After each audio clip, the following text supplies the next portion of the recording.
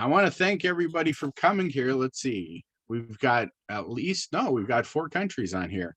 I'm doing what I love on my birthday, which is cooking, and I'm hoping other people will all share something.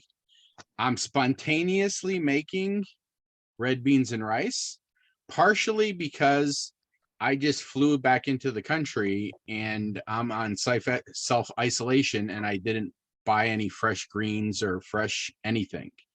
So all I have is like dried stuff and canned stuff.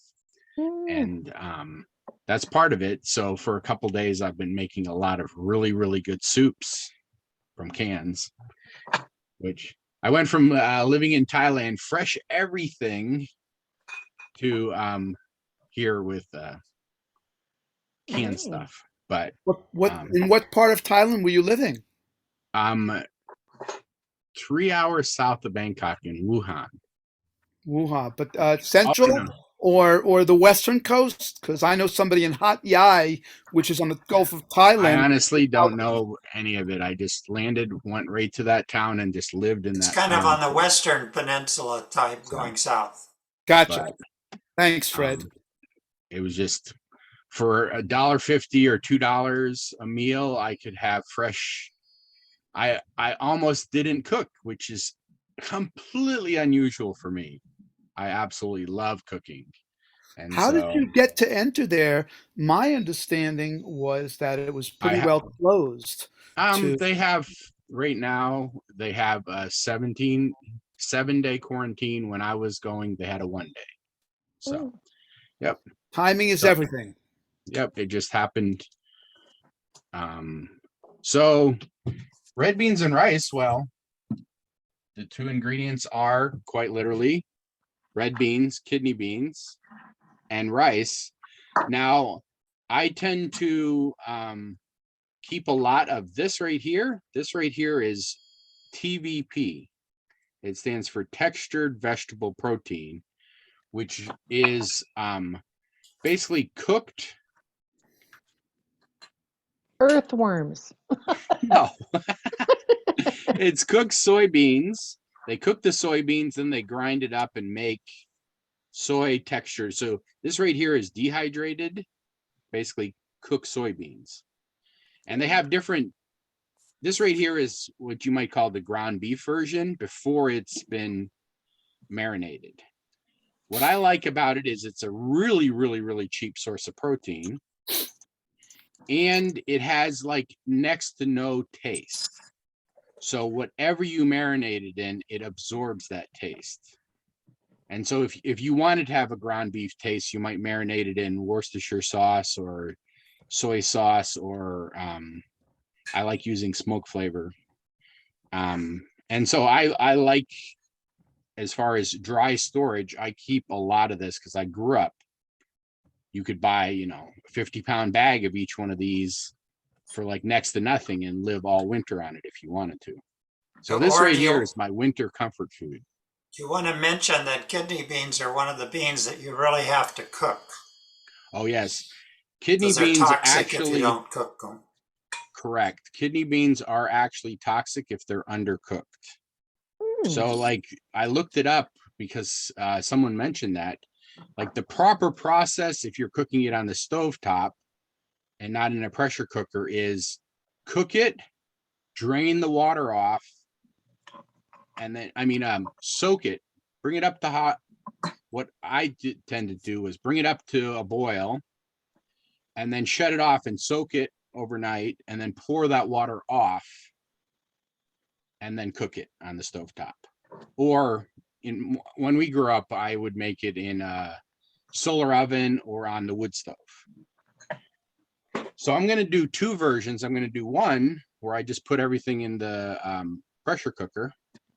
And then I'll explain the other version, which is get a can of beans. Just like, get a can of beans and cook some rice. And I highly recommend a good fire roasted tomato because it has that really good smoky flavor. That's a good brand too. So for me, this is like borderline chili. It's just like a very mild version of chili. Even though I'm putting in Cajun seasonings, you could almost call it a chili. But it just has it has a lot of rice in it and less of the chili in it, basically. So I don't know, it's chili over rice. And what I spices do you use instead of chili powder? Well, in my case, my own Cajun Creole mix, Oh, which the oh. base of this, eventually, so many people I've given this to like love it. Eventually, I'll probably sell it. And the Mhm. reason I'd have to sell it is the majority of this is sun-dried tomatoes. Oh. And so let's see if I've Oh. got some, like here's a bin, sun-dried tomatoes and dried mushrooms. So look here, I'm preparing to make new batch. So there's dried mushrooms. That right there is 10 pounds of tomatoes dried. Wow. Wow.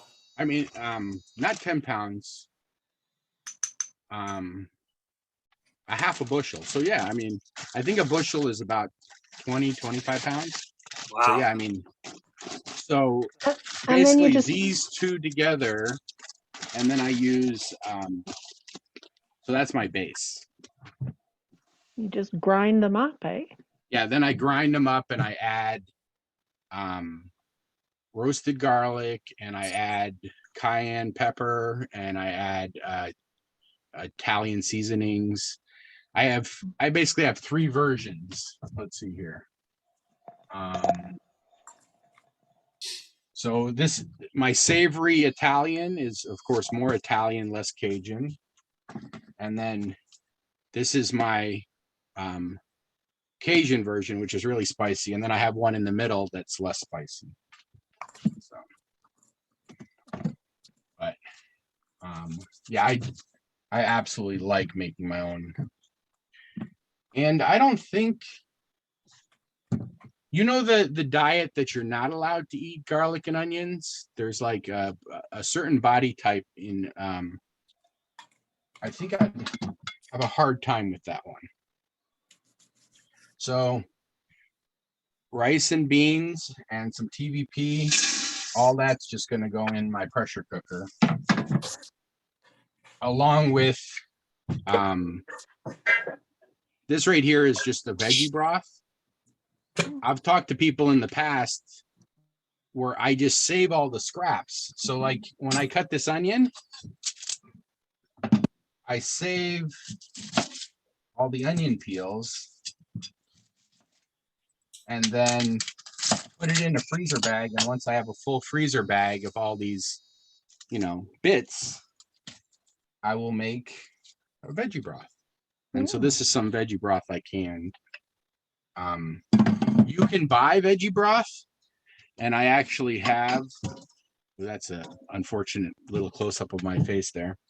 I did buy this veggie broth, or I got given it, but this was like $6. I was just like, for nothing, I can make a couple gallons of it. Of course, there's the time involved of doing that, but so for this one, my base of my red beans and rice is, of course, I got the oil starting to warm up, and fry some onions. Now, if you were making a big batch, you might consider just making like almost a roux, where you do garlic and onions, and then traditional roux is with flour, but I tend to not use flour because, well, I'm gluten sensitive. So my usually flavor is definitely just Tomato. fire roasted sun-dried tomatoes is my flavor of choice in red beans and rice. I know a lot of people who do red beans and rice where they put onions and then they put green bell pepper. because that has a really distinct flavor, right? I think I'm going to need more onions than that. So. What are other people cooking for my birthday? Mm. Anybody else want to talk about Excited. something that they really, really like?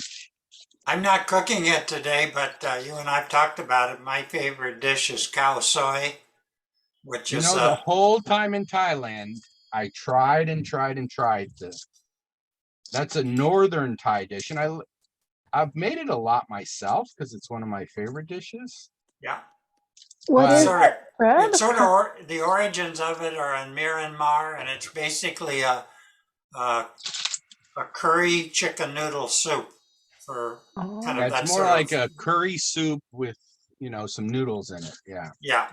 It's like a curry chicken noodle soup, but boy, And it part of is it is good. I was in southern Thailand and it's more of a northern Thai. That's right. And then we found a couple places that actually did serve it, but they only served it for lunch. Where they served it, you know, on special occasions or anyway. Yeah, and you can actually have, well, it's not that hard to do on the stovetop, but you can actually do it in an Instant Pot also. You just have to, the noodles you have to cook separately. So Fred, in the 2 days I've been back, I have made a version of that in this little pot right here. I've got a curried soup, and then I have these dried Thai noodles, and I've probably ate it like 5 times since I've been back. Just like the curry soup, and then put these noodles in there, and so I don't know. Yeah, in my fridge I have some curry soup made with sweet potato.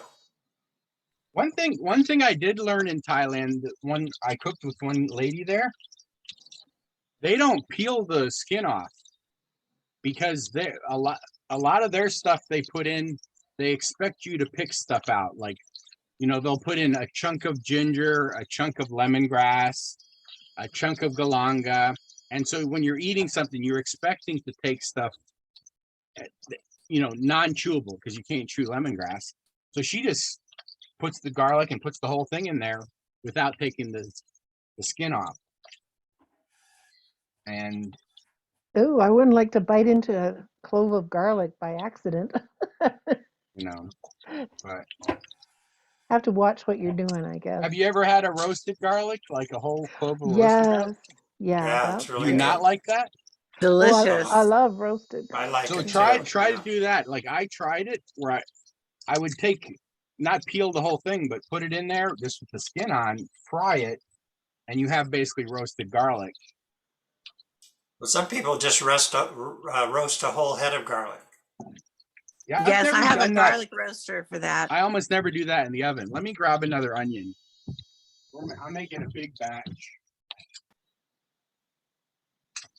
Is a garlic roaster just a certain pot that you put in the oven with a head of garlic in it?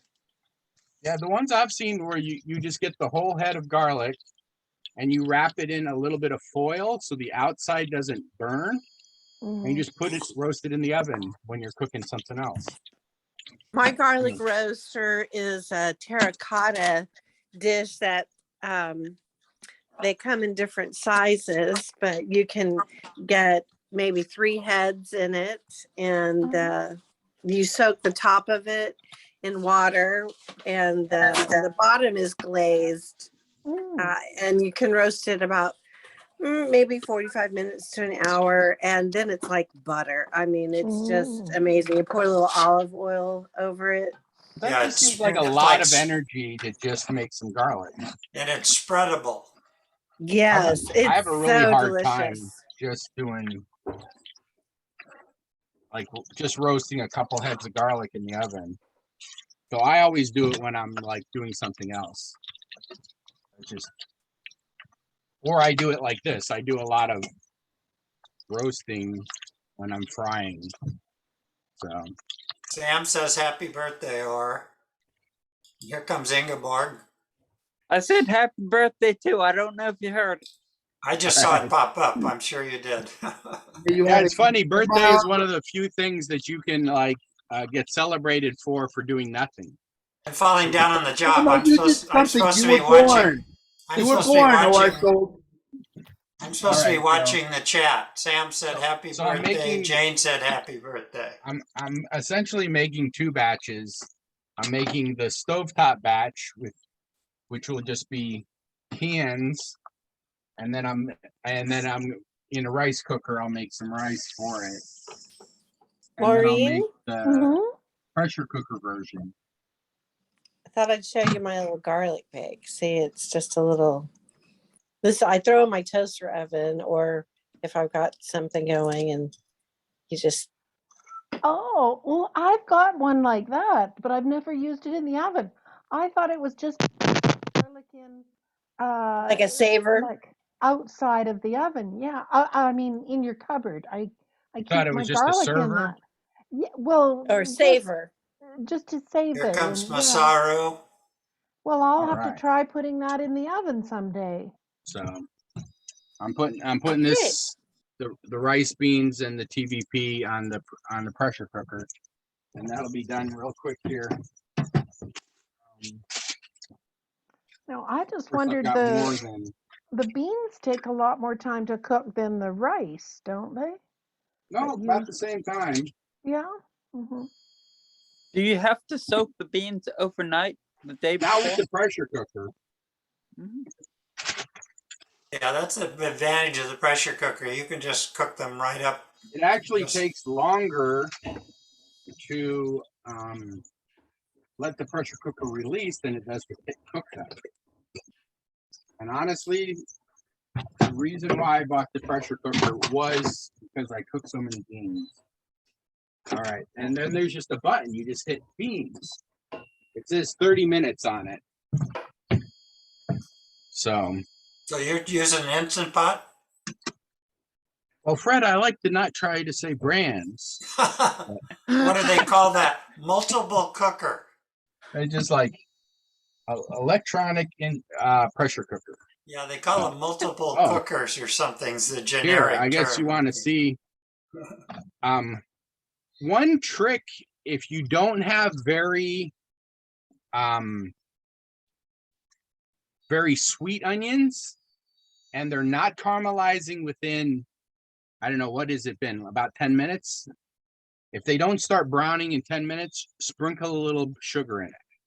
That's what cooks do, because typical onions aren't very sweet anymore, unless you're buying like a really good Vandalia brand. And so, all right, get ready. So in this other pot, I'm just going to put my cans. So yeah, I'm making two versions. I'm making one version, and both of them are going to be flavored with the same thing, which is lots of oil that is flavored by onions and garlic. And then right before I mix it with the beans and the rice, I add my Cajun seasoning. And the reason I tend to not like with Cajun seasoning, I tend to not like cooking it for a long time, with at least mine, because I know how much effort went into this, and the fresher it is, I feel like the more intense it is. What is in Cajun seasoning? Well, basically Cajun seasoning is a blend of, it's a blend of Italian seasoning, pretty much different savory herbs, and spicy seasoning, like almost like a chili powder mixed together. There are absolute tons and tons of versions. the difference between Cajun and Creole is a very fine line. One seems to more come from Africa, and one seems to come more with a French influence. Because I did a lot of a decent amount of investigation in that. So basically I put some kidney beans and then my fire roasted tomatoes in a pot, and then I'll just basically add to that pot my cooked rice, which you can't see, it's right over there, cooking in a rice cooker, and some onions and garlic. And myself personally, I add green beans just because, I don't know, I want a little green to it. It just seems to, yeah. There you go. My pressure cooker is already starting to bubble. And so this is my winter,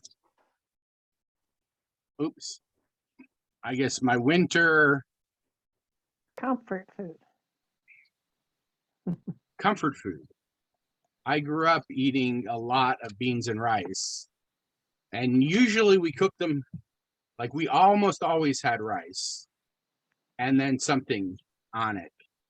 Like Maureen, you were saying you made chili. Basically for me, red beans and rice are, the beans are almost a version of chili. Cook the beans and you have a lot of water, and then you add rice to soak up that flavor, that water of the beans. Oh. Yeah. And so you can fry in the onions, you can fry different kinds of meat and stuff like that. I don't find that I really need to. If you use the fire roasted tomatoes, because you want to have that umami flavor. Mm-hmm. And so, any questions? Right now, we're just gonna waiting for stuff to boil. It looks like this recipe is vegan. Oh, very easily can be, yeah. Yeah. I mean, I don't know if most people know this about me, but I grew up without electricity, which meant we didn't tend to eat much dairy or meat because we didn't have a way to store it. If we did do meat, well, here's on my shelf down below.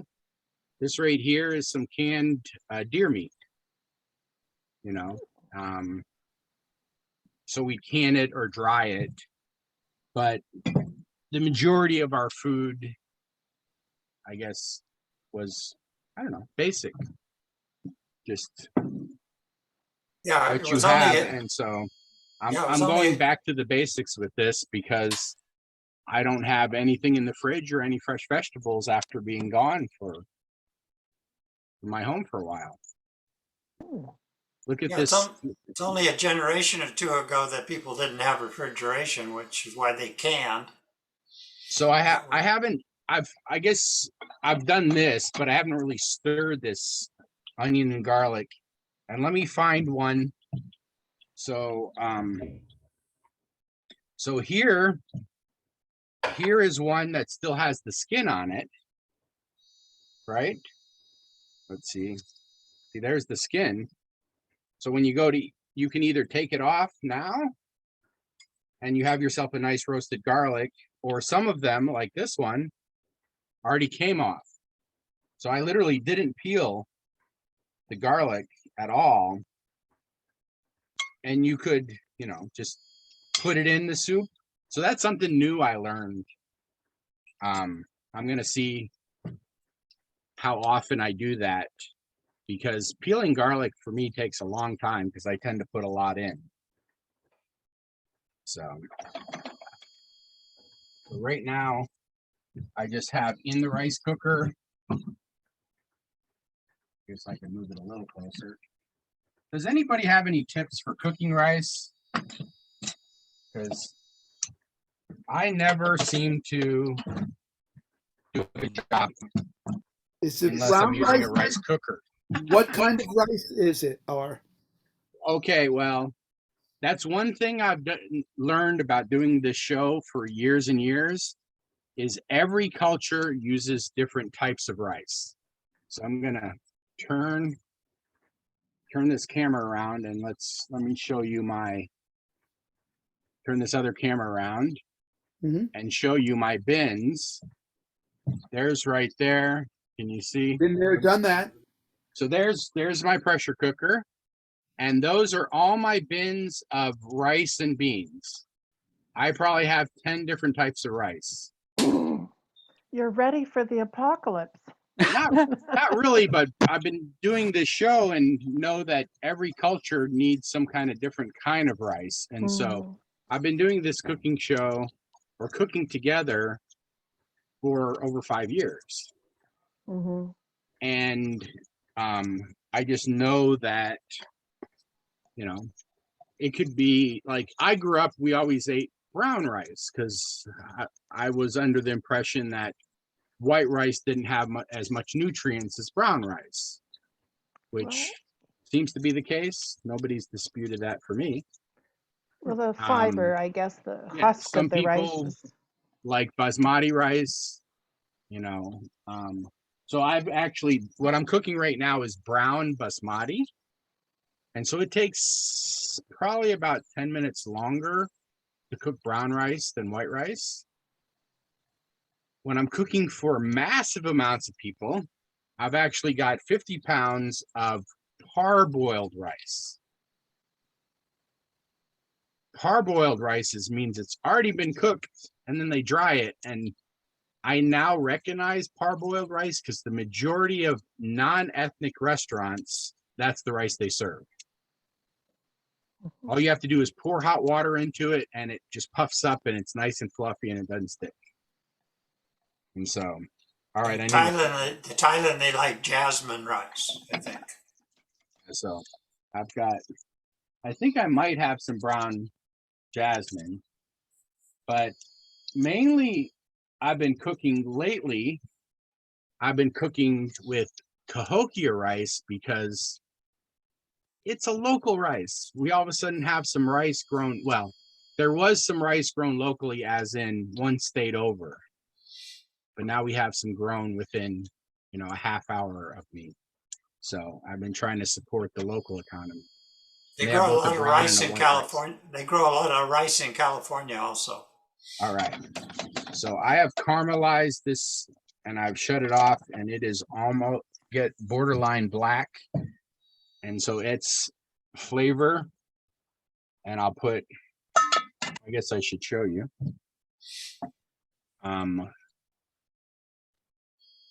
So I'll put, well, that camera was pointed at the rice before. Now I need to point it back over here. But yeah, you can see it's almost black, but that's my flavor. And so, oh, I forgot to put the Cajun seasoning. So that's one of the things is, one thing I've learned with a lot of cultures is really flavor the oil itself. Get it in the oil, and then the oil spreads that flavor all over the place. And so I'm putting about a half a cup of this in here. Wow.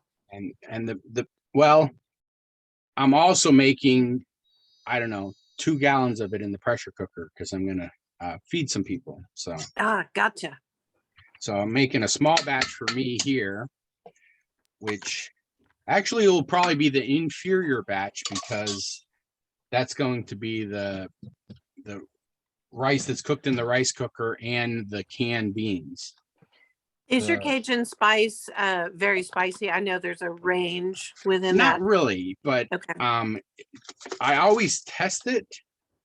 When I'm making it for myself, when I'm cooking, I always add some more cayenne pepper. But like this whole thing has a teaspoon of cayenne, 2 teaspoons of black pepper, and then smoked paprika. So those are your spice. Otherwise, it's Italian seasoning, roasted garlic, ground dried mushrooms, and the base is sun-dried tomatoes. So, but yeah, I mean, if you read the ingredients for most Cajun, it's pretty basic spice, because primarily it was a culture of, both Cajun and Creole were a culture of utilizing the leftovers that you sold, at the market. So your fish scraps and your different scraps, and then utilizing the cheaper spices to flavor it. Right. All right. So I forgot to. And one thing, if you are extremely health conscious and you look at, you'll see all that oil in there. It'll seem like tons, but we're looking at about a half a cup of oil in all of this. And again, I'm making, well, I don't know if you can see the pressure cooker over there. It's about 2 gallons. So, but how's everybody doing? I don't know. I think anybody who's been coming to the cooking show for a year didn't know the secret back there very much in my kitchen, right?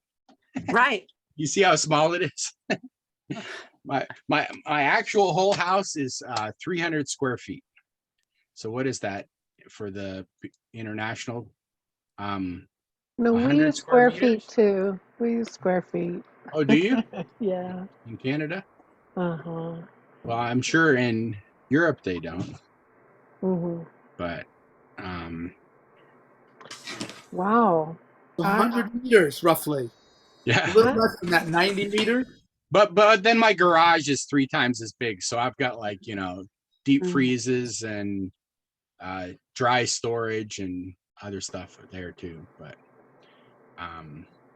more of a shop. So that's pretty much it, except to wait until the rice is cooked, the rice and beans, which the pressure cooker says there's 10 more minutes for the cooking process, but then the actual pressure usually takes as long to release the pressure. And I like to let it continue to simmer and do what they call a natural release, instead of let the pressure release out, because you think of, is it going to explode or not? I don't know. It just You got to be careful with electric pressure cookers, because some of them, without mentioning a name, have a keep warm thing that automatically comes on. So if you're going to leave it for a long time, you got to be careful. It can scorch the bottom of the rice, unless you like to and I actually like that version. I like that it does that, because I can quite literally cook it and then I need to serve it in 3 hours, and it just switches over to the warm setting in when I'm cooking a lot of food. So let's see. I will pause the recording until the rice and beans are cooking. So I just paused the recording while I waited for the rice to cook. I have the big batch is over in the pressure cooker, but the little batch I just have in the rice cooker. And the reason why I made this rice in the rice cooker is because the beans I have in here are just canned beans. And so I didn't want to, so basically I made a bean broth, and then I just, added my very, very, very roasted garlic and onions with some Italian, oh, there's that garlic skin. So you don't even have to peel it. It just comes apart when you're frying it. There it is. And then in the rice cooker here. You either serve it. So basically you're making a very flavorful bean, and then you have a lot of rice, and that's pretty much it. So I would say essentially when you're done, you have, I don't know, probably 3/4 rice and 1/4 beans and flavors. And that's pretty much it. Now me, I like to add a little bit of, I don't know, healthy to it maybe. So I add some green beans, a little bit of green. And it's just, now if I leave this sitting, most of the moisture will get absorbed with the rice. And in the end, it will be just basically a flavored rice. So that's my red beans and rice. The rest of this garlic and onions are going to go in my 2-gallon big pressure cooker version over there that I'm going to do. What I like to do every week is try to make a lot of extra food and then give it away, because I love cooking, but I am over 300 pounds already, but if I ate everything I cooked, I would definitely be dead. So my thing is I have to cook for other people, and it makes me very, very happy to cook and cook and cook and then feed other people. So that's what I do. Anybody have any final questions? Red beans and rice. It's my winter go-to comfort food. I like red beans and rice. Very simple, flavorful. Any questions? No, just for my mother here, just for say you happy birthday. Oh, obrigada.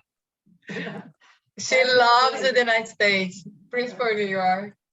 It's just like, Happy birthday from me too. Ok, bom, eu vou fechar a câmera. Sorry.